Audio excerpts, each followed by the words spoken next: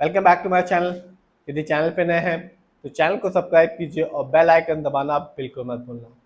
ये वीडियो सिर्फ और सिर्फ एजुकेशनल पर्पज है, ना हम खरीदने की सलाह देते हो ना ही बेचने की। आज हम बात करने वाले हैं AU स्मॉल फाइनेंस बैंक के बारे में। सबसे पहले बात की जाए इस कंपनी के बारे में तो ये कंपनी यानी कि bank non banking financial service provide करता है, वो भी नॉन डिपॉजिट। यानी कि ये कंपनी या बैंक पैसा डिपॉजिट नहीं करता, सिर्फ फाइनेंशियल सर्विस प्रोवाइड करता है। और आज के दिन यानी कि 23 जुलाई 2025 को इस कंपनी के शेयर प्राइस है 736 रुपीज़ 50 पैसे। और आज इस कंपनी ने अपने शेयर होल्डर्स को रिटर्न के तौर पर दिया 1.46% रिटर्न। बात की जाए लॉन्ग टर्म की यानी कि एक साल की, 2024 में इस कंपनी ने अपने शेयर होल्डर्स को रिटर्न के तौर पे दिया था 12.42% रिटर्न। यानी कि आज से ठीक एक साल पहले इस कंपनी का शेयर प्राइस था 659 रुपीज़ 85 पैसे। जानते हैं 5 साल को यानी कि लॉन्ग टर्म को, तो यहाँ इस कंपनी ने अपने शेयर होल्डर्स को बिल्कुल निराश नहीं किया और एक अच्छा खासा रिटर्न निकाल के दिया 5 साल में। 5 साल में इस कंपनी ने अपने शेयर होल्डर्स को 103% का रिटर्न निकाल के दिया। यानी कि आज से ठीक 5 साल पहले इस कंपनी का शेयर प्राइस था 386 रुपीज़, जो आज के दिन यदि आप खरीदने जाते हैं तो आपको मिलेगा 736 रुपीज़ का। तो कंपनी यानी कि बैंक बताता है कि शेयर मार्केट से पेशेंस के साथ लॉन्ग टर्म इन्वेस्टमेंट की सोच के साथ ही एक अच्छा खासा रिटर्न पाया जा सकता है। बात की जाए इस कंपनी के स्टॉक के परफॉर्मेंस की तो एक साल में इस कंपनी का हाईएस्ट शेयर प्राइस गया 840 रुपीज़ 95 पैसे, जबकि एक साल में इस कंपनी का लो शेयर प्राइस रहा 479 रुपीज़। जानते हैं इस कंपनी के कुछ इवेंट्स को, तो कंपनी ना केवल अपने शेयर होल्डर्स को लॉन्ग टर्म में एक ठीक ठाक रिटर्न निकाल के दे रहा है, साथ ही साथ ये कंपनी अपने शेयर होल्डर्स को हर साल डिविडेंड निकाल के भी दे रही है। अभी ही इस कंपनी ने अपने शेयर होल्डर्स को डिविडेंड दिया हर एक शेयर के बदले में 1 रुपए का। तो जिस भी शेयर होल्डर्स के पास इस कंपनी की शेयर की एक अच्छी खासी क्वांटिटी होगी, उसे एक अच्छा खासा डिविडेंड देखने को मिला होगा। फॉर एग्जाम्पल, यदि जिस भी शेयर होल्डर्स के पास 1 लाख शेयर होंगे तो उसको 1 लाख डिविडेंड अमाउंट मिला होगा। बात की जाए और देखा जाए इस कंपनी के फंडामेंटल्स को, तो मार्केट कैप 54,109 करोड़ है।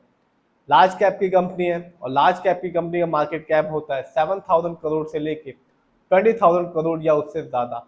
इसका ये मतलब होता है कि कंपनी बिजनेस को एक्सपेंड कर चुकी है और एक ठीक ठाक रिटर्न निकाल के देगी। बात की जाए इस कंपनी की पीबी रेशियो की, तो कंपनी का पीबी रेशियो है 3.17। शेयर मार्केट में एक अच्छा पीबी रेशियो कहलाता है 1 या तो बिलो 3। जानते हैं इस कंपनी के इंडस्ट्री पी को, तो कंपनी का इंडस्ट्री पी है 14.63। शेयर मार्केट में एक अच्छा इंडस्ट्री पी होता है 20 से लेकर 25 के बीच में। इंडस्ट्री पी से ये पता चलता है जो कंपनी के स्टॉक है मार्केट में चीप है या एक्सपेंसिव है। जानते हैं इस कंपनी के डेब्ट टू इक्विटी को यानी कि लोन कश को, तो वो नहीं है। किसी भी कंपनी का डेब्ट टू इक्विटी स्टॉक मार्केट में अच्छा कहलाता है 1 से लेकर 1.5 के बीच में। बात की जाए इस कंपनी के आरओई की यानी कि रिटर्न ऑन इक्विटी, तो कंपनी का आरओई है 12.82%। शेयर मार्केट में एक अच्छा आरओई कहलाता है 15% से लेके 20% के बीच में। आरओई का मतलब होता है जो पैसा शेयर होल्डर्स को का इन्वेस्टर यानी जो पैसा शेयर होल्डर्स ने कंपनी को दिया है, कंपनी ने उसका सही जगह ढंग से इस्तेमाल किया भी है या नहीं। जब भी किसी कंपनी का आरओई हाई होता है या पॉजिटिव होता है तो साफ बताता है कि कंपनी ने हमारे पैसे को सही जगह ढंग से इस्तेमाल किया है, जिसे लॉन्ग टर्म में एक अच्छा खासा रिटर्न देखने को मिलता है। और जब भी किसी कंपनी का आरओई कम होता है या नेगेटिव होता है तो साफ बताता है कि कंपनी ने हमारे पैसे को सही जगह ढंग से इस्तेमाल नहीं किया, जिससे रिटर्न पाने की संभावना लॉन्ग टर्म में कम हो जाती है। जानते हैं इस कंपनी के ईपीएस के बारे में, तो कंपनी का ईपीएस टीटीएम है 29.30। शेयर मार्केट में एक अच्छा ईपीएस टीटीएम कहलाता है 80 और above. Earning per share trailing 12 month का ये मतलब होता है कि कंपनी ने लास्ट 12 मंथ में कितनी अर्निंग की है, की भी है या नहीं। बात की जाए इस कंपनी के डिविडेंड यील्ड की, तो कंपनी का डिविडेंड यील्ड है 0.14%। शेयर मार्केट में एक अच्छा डिविडेंड यील्ड कहलाता है 2% से लेकर 6% के बीच में।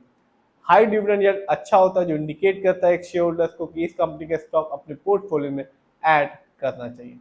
जानते हैं इस कंपनी की फाइनेंशियल कंडीशन की, यदि हम क्वार्टरली देखें तो मार्च क्वार्टर में इस कंपनी का रेवेन्यू रहा 5,189 करोड़, जबकि ईयरली देखें तो कंपनी ने 2024 में रेवेन्यू के मामले में अर्न किया 18,590 करोड़। बात की जाए इस कंपनी के प्रॉफिट की, तो मार्च क्वार्टर में इस कंपनी का प्रॉफिट रहा 581 करोड़, जबकि एक साल में इस कंपनी ने प्रॉफिट के मामले में अर्न किया 2106 करोड़। जानते हैं इस कंपनी के नेटवर्थ को, तो 2024 में इस कंपनी का नेटवर्थ रहा 17,166 करोड़। बात की जाए और देखा जाए इस कंपनी के शेयर होल्डिंग पैटर्न को, तो साफ देखा जा सकता है कि FII यानी कि विदेशी निवेशकों का पैसा इस कंपनी में सबसे ज्यादा लगा हुआ है, जिसका परसेंटेज है 35.58%। जबकि दूसरे नंबर पर आता है प्रमोटर यानी कि इस कंपनी के ओनर्स, जिनका पैसा इस कंपनी में लगा हुआ है 22.87% का। जबकि तीसरे नंबर पर आता है म्यूचुअल फंड, जिनका पैसा इस कंपनी में लगा हुआ है 20.17% का। जबकि चौथे नंबर पर आता है रिटेल सेनेटर यानी कि हम लोग का पैसा इस कंपनी में लगा हुआ है 14.38% का। जबकि लास्ट में आता है DII यानी कि अदर डोमेस्टिक इंस्टीट्यूशन, जिनका पैसा इस कंपनी में लगा हुआ है 7% का।